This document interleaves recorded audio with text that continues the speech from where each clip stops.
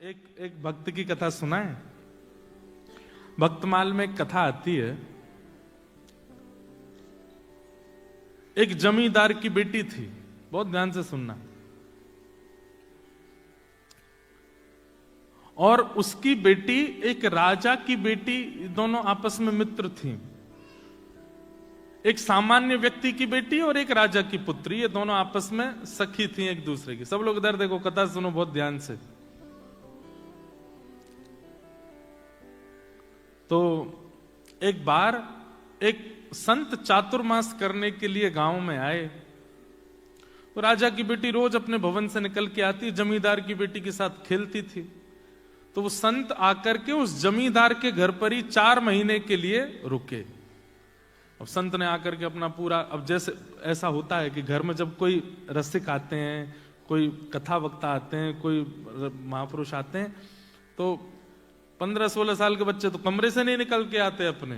तो छोटे छोटे बच्चे होते हैं ना, वो देखेंगे अब ये क्या कर रहे हैं, अब इनके ठाकुर जी को कैसे बिठा रहे हैं। कई घरों में हम जाते हैं, हमारे लाल जी संग जाते हैं, छोटे छोटे बच्चे आके हम बैठ जाएं, हम देखें आप कैसे श्रृंगार करोगे। तो फिर श्रृंगार देख, उनकी इतनी रुचि होती है ठाकुर जी की सेवा में, उनको लगता है ये खेल सबसे अच्छा है।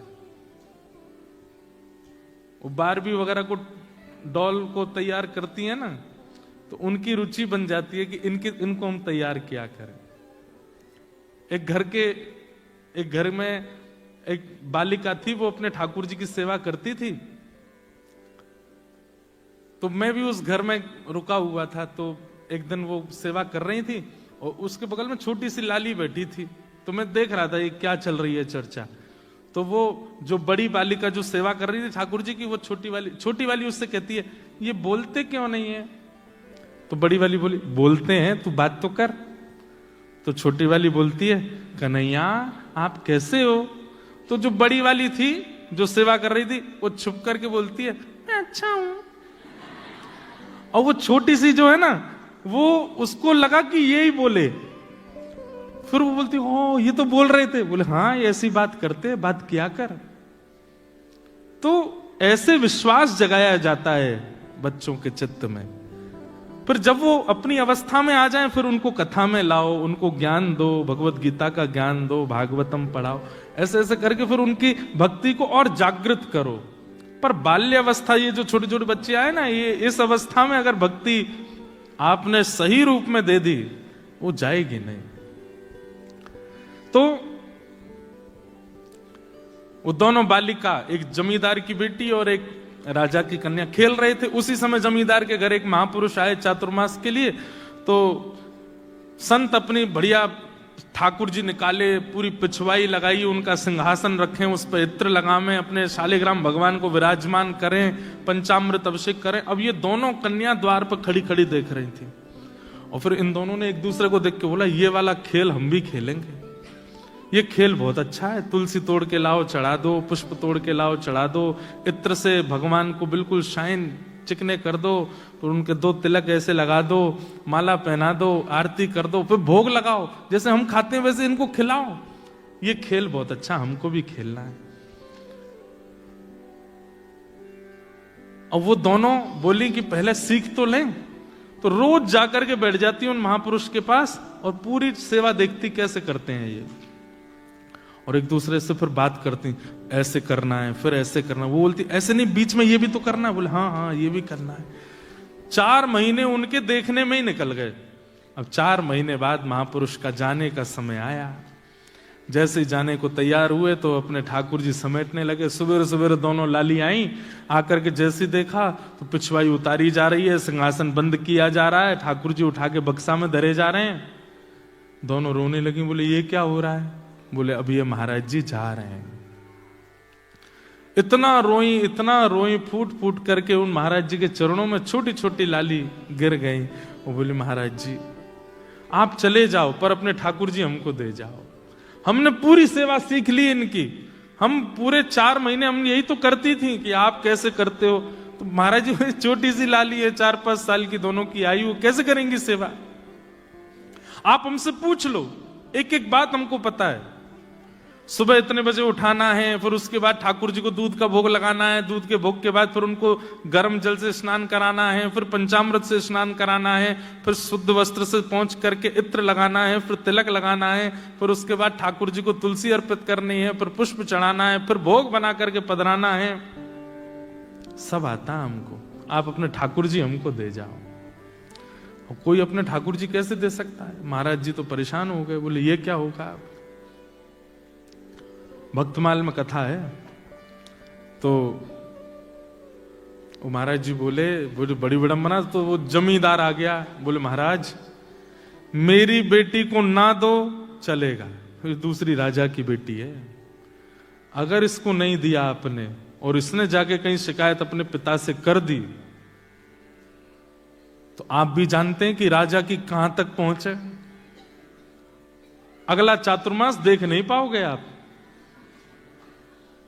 तो बोले हम तो गलत फंस गए। और बोली सुनिए, अगर आपने राजा की कन्या को दे दिया और मेरी कन्या को नहीं मिले तो फिर इन दोनों में वैसे कलेश चलेगा, तो राजा मेरी पुत्री और मुझको नगर से बाहर कर देंगे। बोले तुम जब तक यहां रहोगे कलेश करेगी तुम्हारी बेटी की, मुझे दो तो तुम भी बाहर जाओ और हम महाराज सब बिगड़ जाएगा, ठाकुर जी तो फिर आ जाएंगे जीवन में, इनको दे जाओ हमारी बेटियों को। संत बोले ये कोई ऐसी खिलौना है, ये दे जाओ, मैं कैसे 50 साल से सेवा कर रहा हूं मैं इनकी, ऐसे कैसे दे जाऊंगा। तो बोले आप ही सोच लो फिर क्या करना है।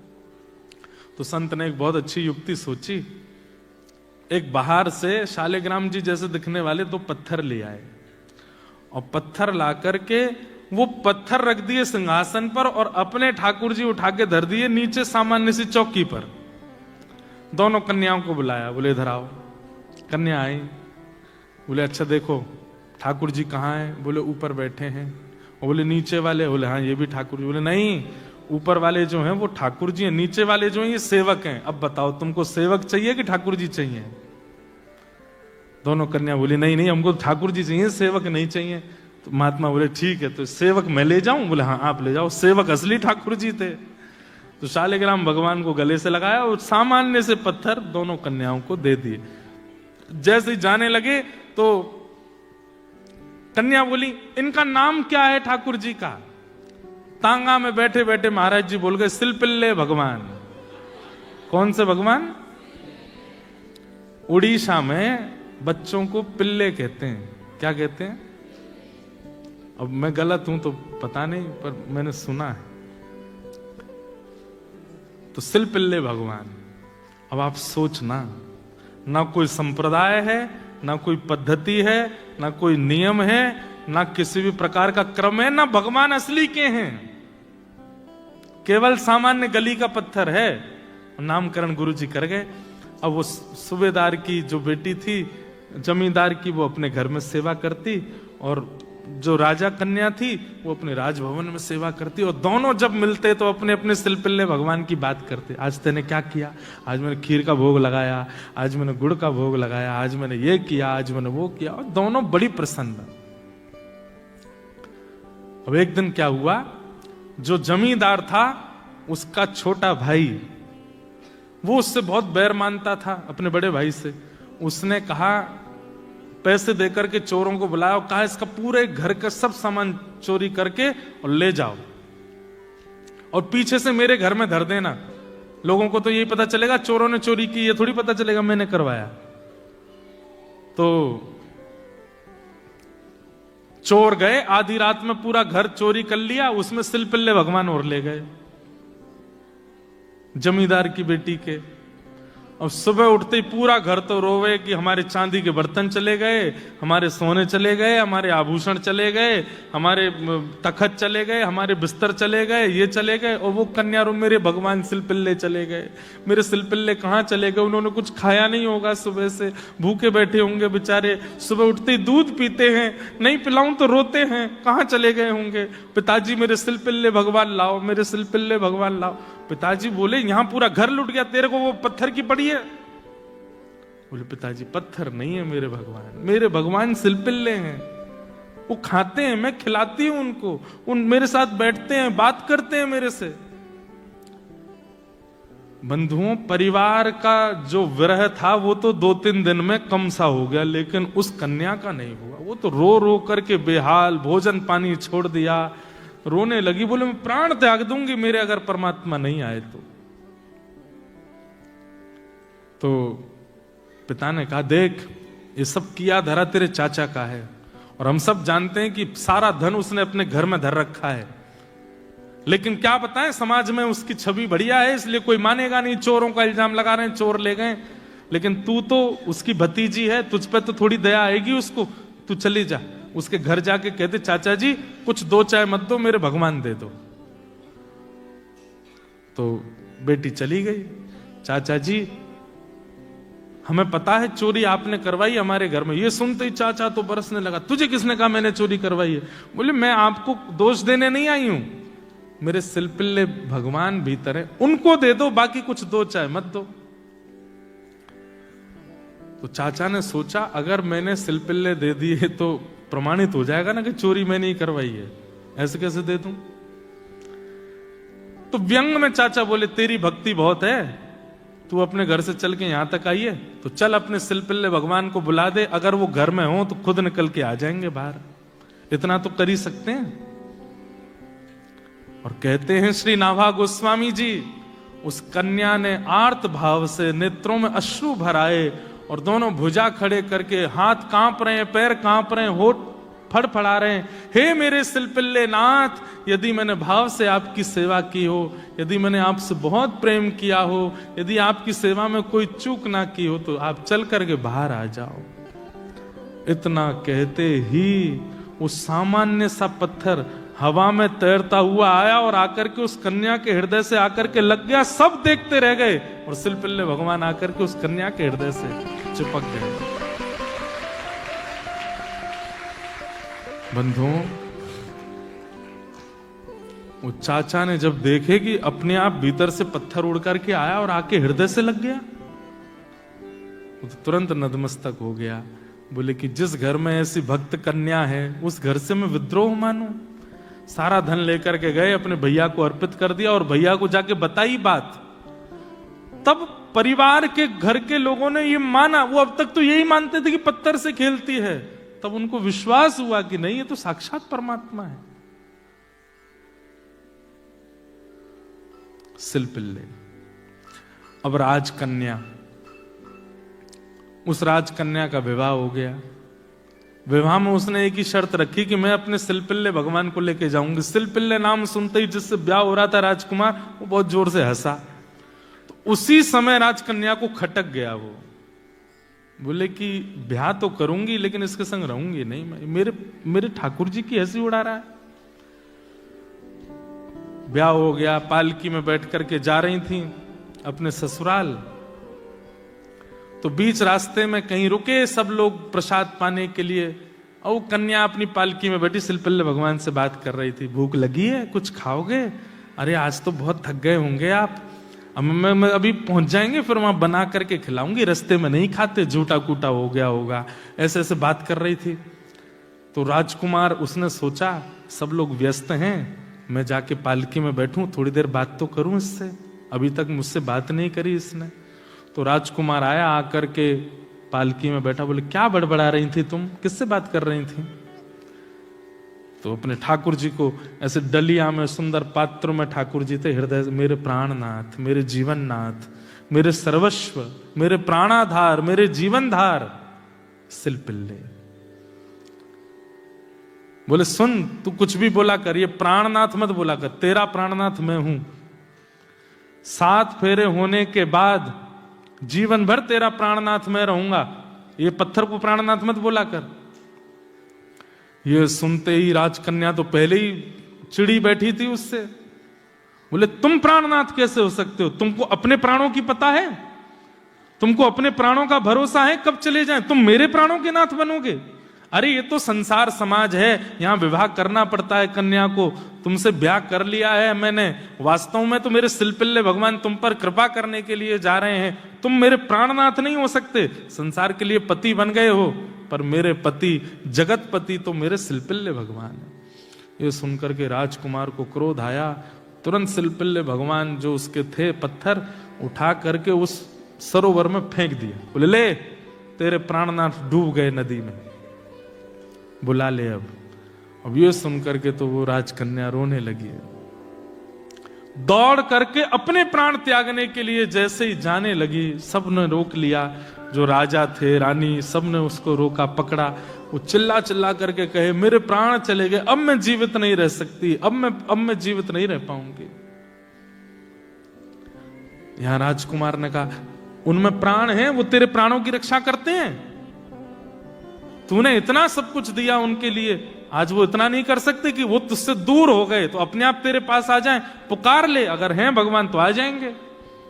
यहां पर राजकन्या ने भी उसी विश्वास के साथ, उसी भाव के साथ पुकारा, हे मेरे सिलपिल्ले नाथ, यदि मैंने आपकी बड़े भाव से सेवा की हो तो मेरे पास आ जाओ।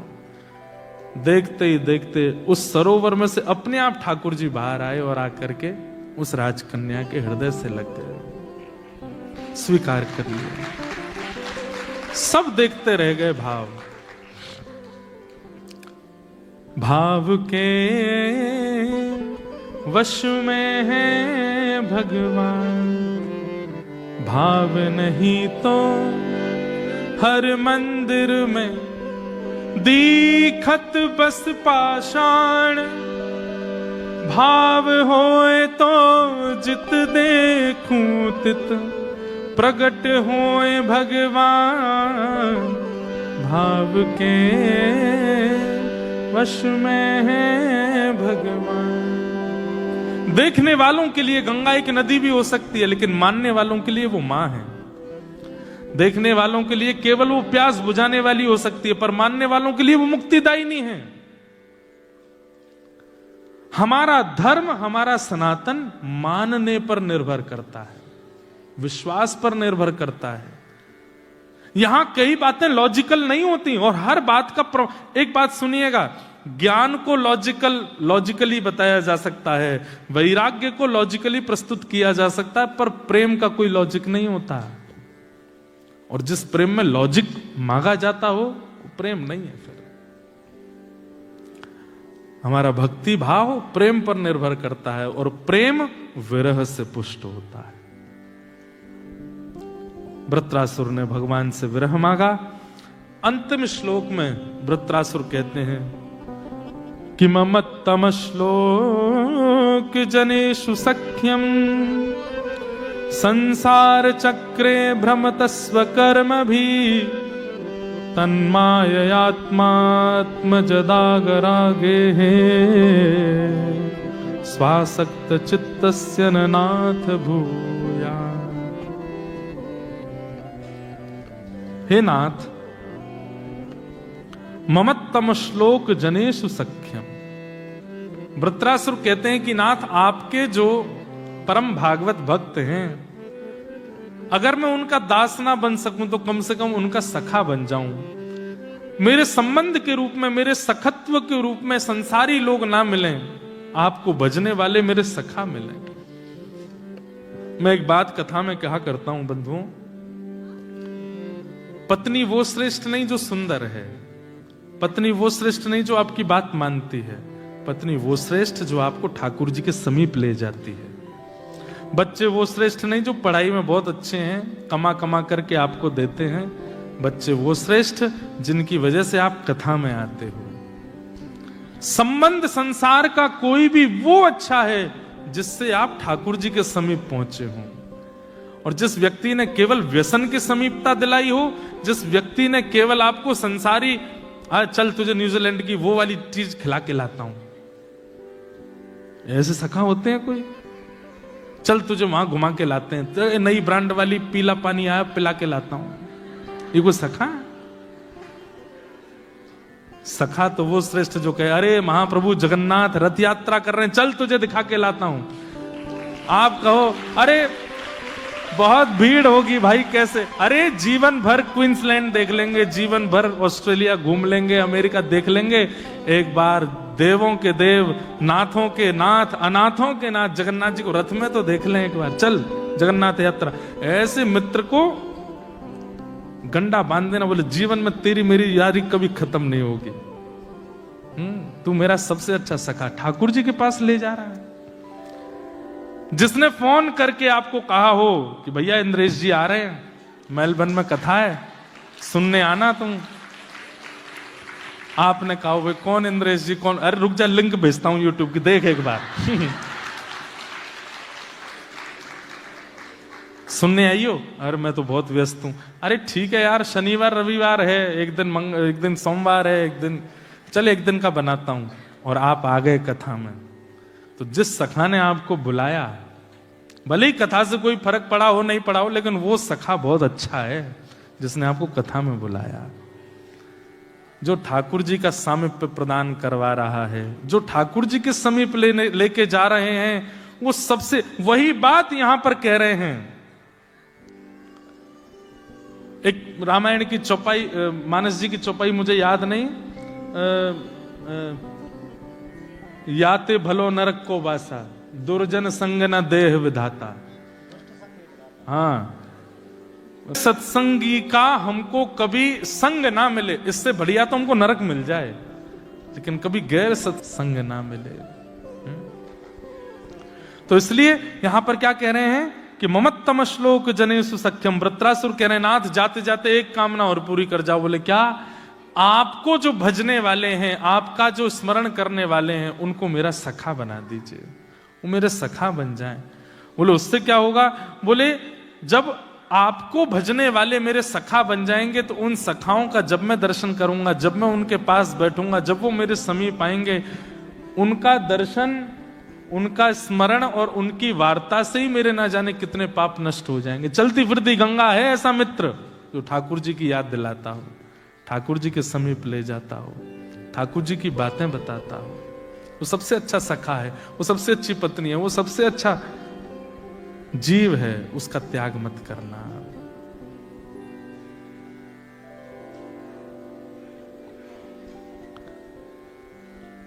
जिसकी कृपा से भगवत प्रीति बनी हो,